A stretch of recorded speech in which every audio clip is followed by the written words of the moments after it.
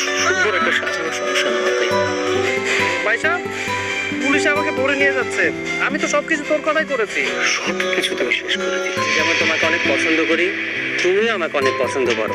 আমি তো আপনাকে পছন্দ করি না, পছন্দ করি আপনার টাকা পজিশনকে। চল, তুই কিছু বলতেছিস না কেন? মাইশা তুমি এই কাজ করছো? মাইশা এক্ষুনি মা হতে চাচ্ছি। মাইশার কথায় আমি ফার্মেসি থেকে বাচ্চা নষ্ট হওয়ার ওষুধ নিয়ে এসেছি। যদি ধরে নিয়ে যেতে হয় মাইশাকে নিয়ে যান, আমি নির্দোষ, আমার কোনো দোষ নেই। চুপ করে আছো কেন? তোমার ভাই যা বলতেছে তা কি সত্য? বুঝতে পারছি, আমার নীরবতায় প্রকাশ করতেছে ও যা বলতেছে তার সবকিছু সত্য। যেহেতু বাচ্চাটা আমার গর্ভে আসছিল, সুতরাং সিদ্ধান্তটাও আমার। আমি বাচ্চাটা জন্ম দিব না। তোমার একার ছিল না, আমি বাচ্চার বাবা।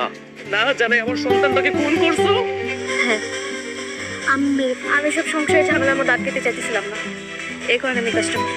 আমার ভাই যা করছে সমস্ত কিছু আমার কথাই করছে। আপনি ওকে ছেড়ে দিন। সরি, আমি তাকে ছাড়তে পারবো না। তাকে আমার সাথে থানায় যেতে হবে, আর সাথে আপনাকে। নিজের গর্ভের সন্তান নষ্ট করা অপরাধ না হলেও নিজের সন্তান নষ্ট করে একটা নির্দোষ মানুষকে জেল খাটানো হচ্ছে অপরাধ, আর আমি আপনাকে সেই অপরাধেই গ্রেফতার করছি। চলুন, থানায় চলুন। আমার জন্য তোমার দুই ভাই বোন মিলে যে ফাঁদ পেতেছিলে, সেই ফাঁদ এখন তোমার নিজেরাই পড়ে গেল। আমি ভুল করে ফেলছি, আমাকে ক্ষমা করে দাও। আমি আর কখনো এরকম করবো না, প্লিজ। ক্ষমা চেয়ে কোনো লাভ নেই। তোমরা অন্যায় করেছো বেলির সাথে। ক্ষমা যদি চাইতে হয় বেলির কাছে চাইতে হবে। বেলি, তুমি আমাকে ক্ষমা করে দাও, আমাদের ভুল হয়ে গেছে। আমি আর কখনো এরকম করবো না। তুমি আমার সন্তানকে মায়ের করে তুমি আমাকে দোষারোপ করো। আমার এর জন্য জেলও খাটতে হয়েছে। তোমার একটা বারো নিষ্পাপ বাচ্চাটার জন্য কষ্ট লাগে না? তুমি যে কাজ করছো এর কোনো ক্ষমা হয় না। আমি তোমাকে ক্ষমা করবো না। ওদের দুজনকে নিয়ে যান। এই চল। আর আপনি দাঁড়ায় আসেন কেন? আপনার জন্য কি মহিলা পুলিশ কনস্টেবল কল দিব? চলুন। ভাবি, আমার আজকে অনেক খুশি লাগতেছে। আমার একদম ঈদের দিনের মতো খুশি করলে বাপের শাস্তি তো পেতেই হবে। আল্লাহ ছাড় দেয়, ছেড়ে দেয়। ভাইজান কইছে সে ছোট বাবির জেলখানা থেকে ছাড়াইতে যাইব না। কোথায়? ভাইজান তো সাদে মন খারাপ করে বসে আছে। এসব কথা বলার কোনো প্রয়োজন নেই। তুমি এক কাজ করো, রান্না বান্না করে একটু সামলো। আমি তোর ভাই একজনকে আমি ভালোবেসেছিলাম, এটা আমি বিশ্বাস করতে পারতেছি না। তুমি ঠিক আছো? ঠিক আছে। মাইশের সাথে তোমার সম্পর্ক খুব একটা ভালো জায়গা চলাম, তাই না? আমরা একই বাড়িতে থাকি।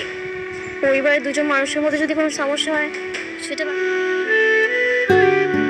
আমার মনে হয় আমি ভুল করছি, মানুষকে বিশ্বাস করছি।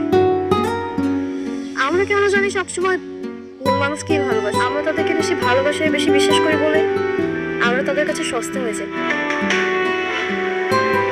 বিশ্বাস হয়ে যায় তাদের হাতের খেলনা। আমি জানি কথাগুলো তুমি মাইশের উদ্দেশ্য বলনি, আমাকে উদ্দেশ্য করে। আমার ভালোবাসাকে আমি মূল্যহীন ভেবেছি, তোমার বিশ্বাস ভেঙেছি। তোমার মন খারাপ, এসব কথা না।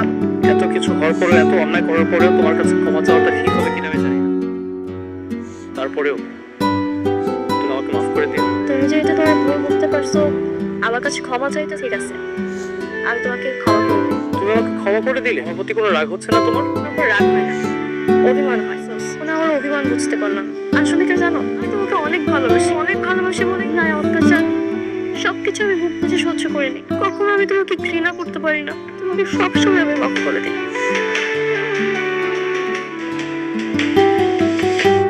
ভালোবাসার কাছে আমি আসলে অনেক দূর।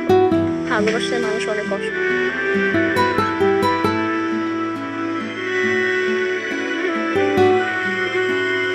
ছোট বৌমার পেটের বাচ্চা নষ্ট করেছে ভেবে বড় বৌমার সাথে যে খারাপ আচরণ করেছো, বুঝতে পেরেছো তোমার এই দোষ? আমার কি দোষ? মনে করেছিলাম ছোট বৌমা যা বলছে সব সত্যি, আর বড় বৌমা যা বলছে সব মিথ্যে। এরকম খারাপ ব্যবহার করেছি। যেটাই করেছো ঠিক করোনি, খুব খারাপ কাজ করেছো। সেই খারাপ কাজের জন্য তো বড় বৌমার কাছে তোমার ক্ষমা চাওয়া উচিত। জীবনেও না। নষ্ট হয়ে গেছে, আমি ক্ষমা চাইবো না। মানুষ অন্যায় করলে ক্ষমা চাইতে হয়, আর ক্ষমা চাইলে কেউ কখনো ছোট হয়ে যায় না। বাবা, আপনি নাকি আমাকে ডাকছেন? হ্যাঁ, তোমার ডেকেছি। সে তার ভুল বুঝতে পেরেছে, সে তোমার কাছে ক্ষমা চাওয়ার জন্য ডেকেছে।